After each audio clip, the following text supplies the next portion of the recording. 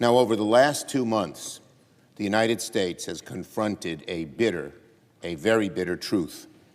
The federal government has been taken over by a nihilist. Donald Trump, in 2 months, has taken a blowtorch to our country and wielded chaos like a weapon. Republicans in Congress, meanwhile, have caved to his every whim. The grand old party has devolved into a crowd of Trump sycophants and MAGA radicals who want to burn everything to the ground. Look no further than what DOGE is doing. Now Republicans' nihilism has brought us to the brink of disaster.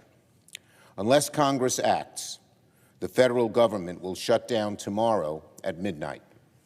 I have said many times there are no winners in a government shutdown, but there are certainly victims, the most vulnerable Americans who rely on federal programs to feed their families, to access medical care, and to stay financially afloat. Communities that depend on government services to function will suffer, and suffer greatly. This week, Democrats offered a sensible way out: fund the government for another month to give appropriators more time to do their jobs. Republicans rejected this proposal outright. Why did they reject it? Because Donald Trump doesn't want the appropriators to do their job. He wants full control over government spending. He isn't the first president to want this, but he's the first president to cower his party into submission, so that Republican rejection leads us to a decision. That Republican rejection leads us to a decision. And it's not really a decision, it's a Hobson's choice. Either proceed with the bill before us or risk Donald Trump throwing America into the chaos of a shutdown. This, in my view, is no choice at all.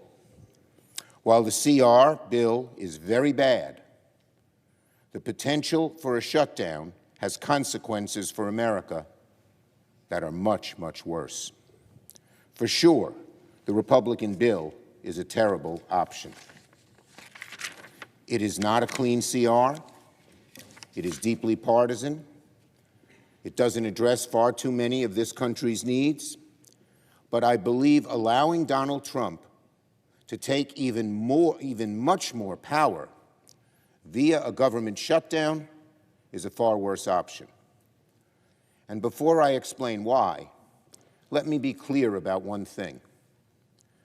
No one on my side of the aisle wants a government shutdown. Members who support this CR do not want a government shutdown.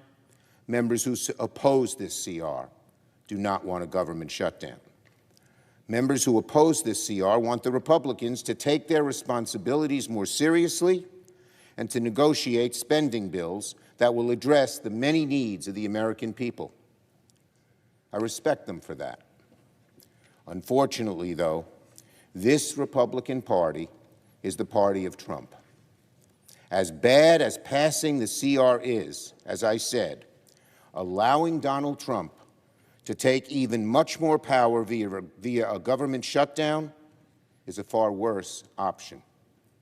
First, a shutdown would give Donald Trump and Elon Musk carte blanche to destroy vital government services at a significantly faster rate than they can right now. Under a shutdown, the Trump administration would have full authority to deem whole agencies, programs, and personnel non-essential, furloughing staff with no promise they would ever be rehired. The decision on what is essential would be solely left to the executive branch, with nobody left at the agencies to check them. In short, a shutdown would give Donald Trump, Elon Musk, and DOGE, and vote, the keys to the city, state, and country. A shutdown would give Donald Trump the keys to the city, the state, and the country. And don't take my word for it. Musk has said aloud he wants a shutdown, and public reporting has shown he is already making plans to use the shutdown to expedite his destruction of key government programs and services.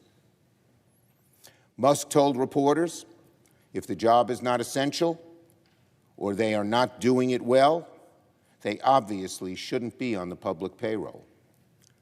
Many federal employees and government experts are rightly worried that a temporary shutdown could lead to permanent cuts.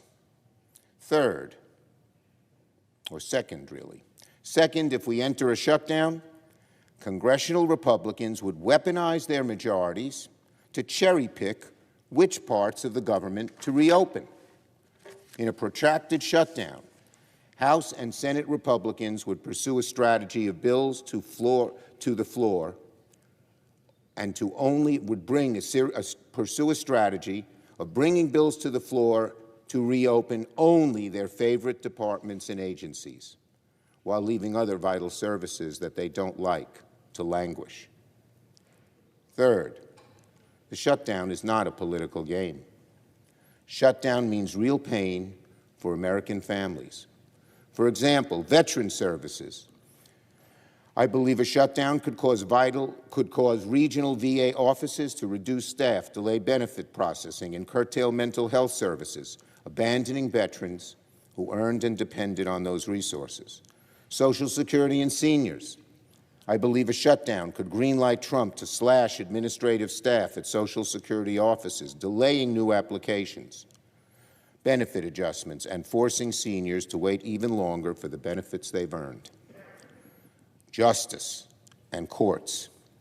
Extremely troubling, I believe.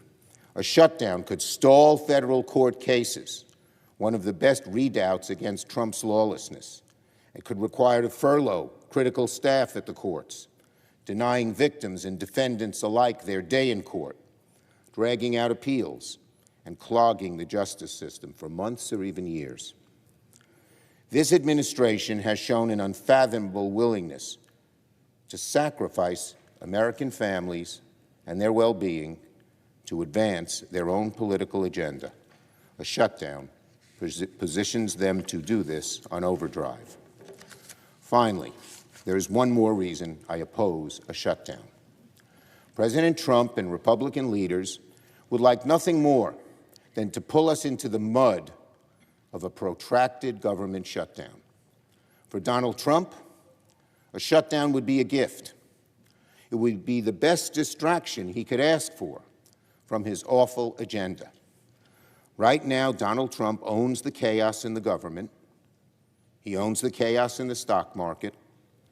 He owns the damage happening to our economy from one end of the country to the other.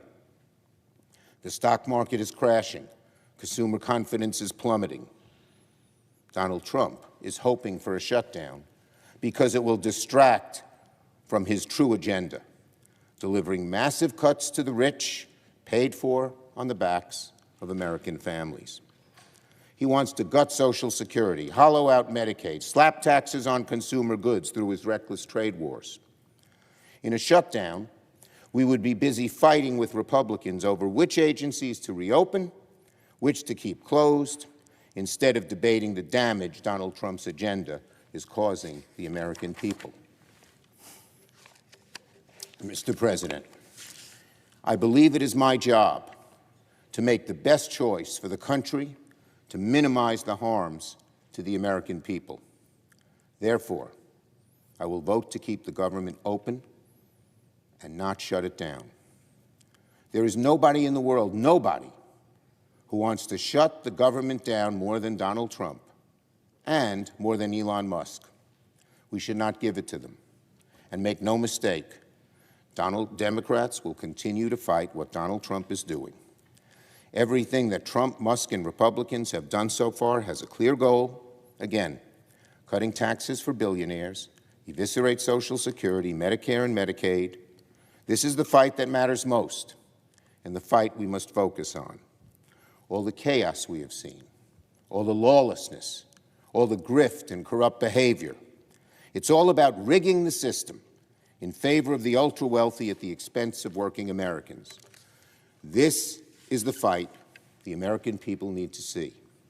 This is the fight that Democrats will win. A shutdown will be a costly distraction from this all-important fight. I yield the floor.